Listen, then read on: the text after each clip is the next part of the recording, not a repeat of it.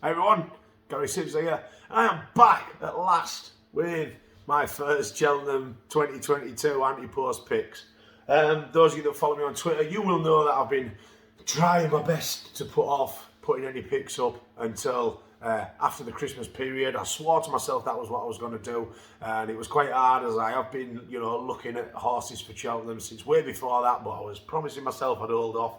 I had a couple of sneaky little lucky 15s on myself and stuff, but refrained from putting any of them out there as my official picks for the festival. And it starts now. We're here, early January. I'm at home, cabined up with COVID.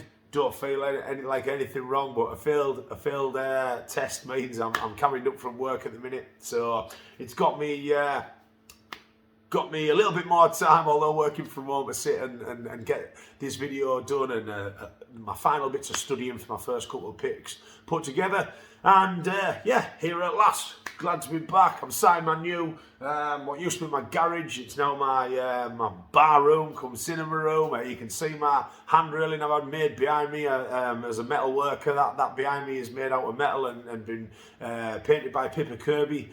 So yeah, lovely handrail and lady buttons up there. So what better place to sit and do the videos than in front of her.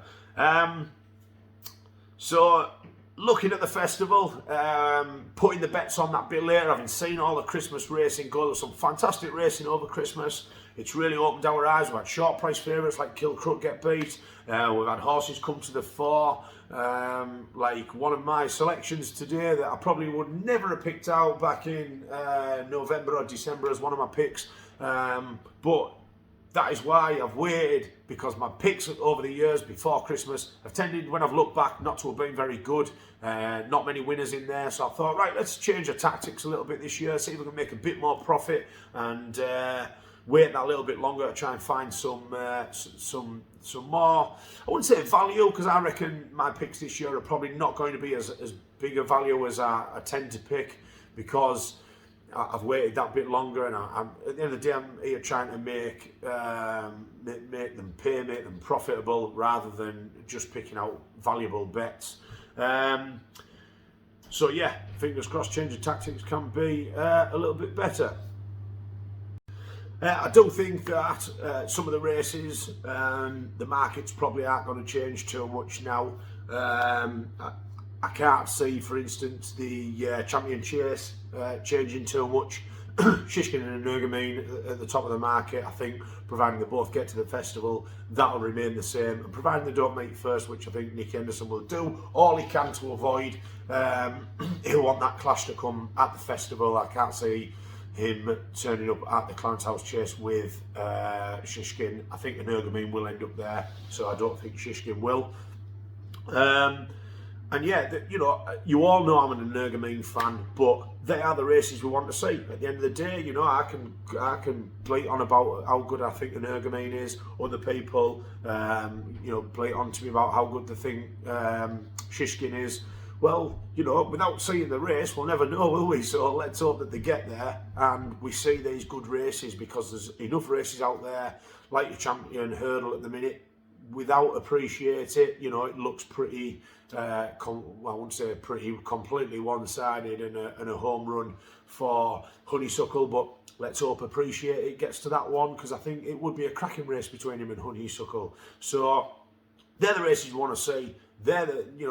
We get to the festival, which is obviously our main event of the year, and we want to see the best against the best. So fingers crossed we get to see that in as many races as possible. The Champion Chase over the years, especially the last couple of years, we've lost some really good horses late on in the Champion Chase over the last couple of years. And we don't want to see that. We want to see these horses get there and like we said, see the best against the best. The first race that I'm going to take a look at today is the Gold Cup. The main event of the week, on the last day, the Friday, the Gold Cup. And for me, I'm really confident in my selection here. And my selection is Galvin at 5-1. Fairly top end of the market, second favourite, but for me, should be favourite. Don't understand Appletard being that much shorter than him at the minute after what's just happened in the Savills Chase. I thought that was a cracking run by Galvin. You know, the time figure and the speed figure from it is really good, really good, I'm told. And, you know, he's just got cracking Cheltenham form. He's ran there 3 times previous, second the first time, and then he's won his last 2 races there. Last year winning the National Hunt Chase, showing that his stamina is one of the best around. He will stay all day long, and that's what you need in a Gold Cup. I can see him coming up that hill late, and you know, it wouldn't surprise me if, similar to the Savills, if he just pips Applutard late on.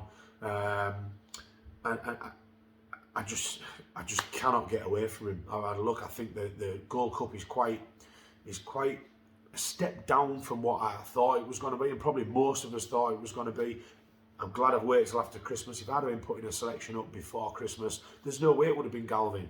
But I just think that win will set him in good stead. Yes, he was beaten by Frodon, but they got the tactics wrong that day. They sat him out the back. He needs to be fairly prominent, just sat off the lead. And he looked beaten in the Savills, turning for home. He looked beaten in the National Hunt Chase last year, turning for home. And he just seems to be one of the first off the bridle, but he stays and comes back with a second and third wind. And I think if you keep your eye on the market on the day, you'll probably get a good price in running for him, turning for home. They'll probably think he's beaten, and I was certainly keeping an eye on the exchanges at the time to possibly have another go on him. But for now, £50 of my pot, if you like, is going on Galvin at 5-1 to win. I think he's the most likely winner at the minute, and fairly confident bet. I'm really looking forward to seeing the race, and yeah, that's the first pick. Been a long time since we've had one, been last season since any videos have been up, and that's the first one. Now, the second and third picks that I'm going to put up for you are actually in the same race. One is just a very small stakes on a horse that I saw back in November, and another one is a decent bet on another horse that's more towards the top of the market, and this is in the Champion Bumper. Now, I really like the Champion Bumper this year. I think we've got some cracking horses in it at the top of the market. I like American Mike. I don't think he quite deserves to be that much shorter than the 2 or 3 in behind him. I know he's only 1 point shorter than Facile Vega, but you know, it wasn't that he impressed any more than Facile Vega for me. And then Redemption Day as well. Redemption Day won as easy as you like. So Redemption Day for me, 7-1, over double the price of American Mike. I don't think that's right at all.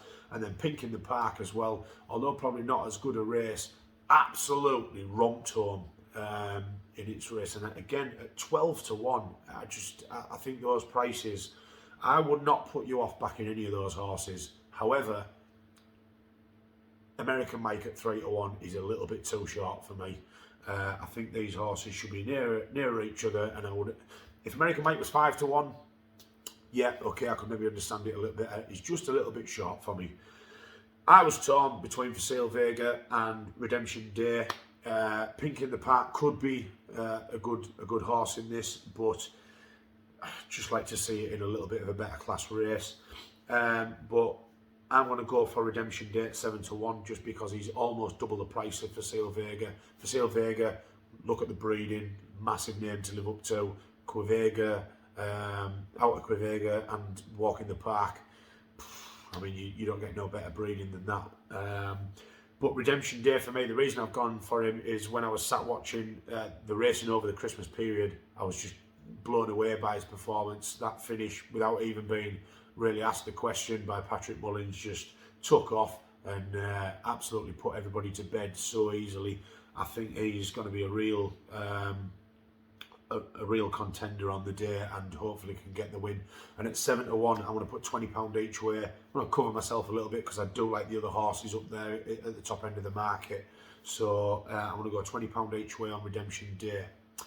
Now, the other horse I want to back in this race is a horse some of you might not have even heard of, but we had a runner in a bumper up at Ayr back in November, and the winner of that race, 16th of November it was, the winner of that race was a horse called Can Funnock, over from Ireland, and yeah, he just absolutely blew the field away, turning for home. He came round, it was a big field, there must have been 20 odd horses in the race, I think, and he took me, it blew me away that much. I've been dying to see him run since, and he hasn't. Now, I don't think there's any injury issues there. I'm not really sure why small trainers or smaller trainers over the years don't tend to win the bumper. You know, the bigger trainers like William Woods and Gordon Elliott's, there seem to be that a flurry with good horses. It's really hard for the smaller trainers to get up and contend in the race. So, you know, it's just a small, literally, I'm going to put £5 each way. He's at 40 to 1 at the minute. Just because I'd be kicking myself if I never, when I was so impressed with him. And, you know, if he does get another run in, which I would think they will want one more in, having been from November since his last run, I think they'll probably try and get another run into him. But Stuart Crawford hasn't got him entered anywhere, I don't think, at the minute. Go back and watch the race, see if you like what you see as much as I did. He was favourite for the race, but I was just taken aback by how he absolutely powered away, left them all for dead, and won under Daryl Jacob very easily. So there we have it, a very, very small bet there, just £5 each way. My main bet in the race is Redemption Day, but a very hot-looking bumper indeed. But to get us kicked off, my £50 on Galvin is kind of my main bet at the minute. It's a really confident bet for me. And yeah, that's where we are to start with. Hopefully these videos will come a bit more thick and fast, get tucked into these anti-post picks fairly quick now that we're a couple of months behind, if you like, considering I normally start around November time. There's a lot of other videos out there, people putting up anti-post selections. You've got the lads who've been going quite a while. You've got a couple of newer guys out there starting off. Go and watch them. If you're somebody who's really interested in anti-post betting, go watch them. You don't have to bet on them. They don't take up too much of your time. Just see what their picks are. Somebody might bring something to the front for you, and you think, hey, I like what you've come up with there, and it'll give you a hand in picking your anti-post selections. Maybe you're somebody who doesn't have too much time to delve in and look at form and look at all the races and the selections. So these videos that people are doing might help you. If you're following my selections, good luck to you. Great. These are just my views. I'm no professional punter. I'm somebody who loves the sport. I'm somebody who loves watching jumps racing, and I do my best to try and get involved in Cheltenham as early as possible and make the festival as interesting as possible by the time we get there.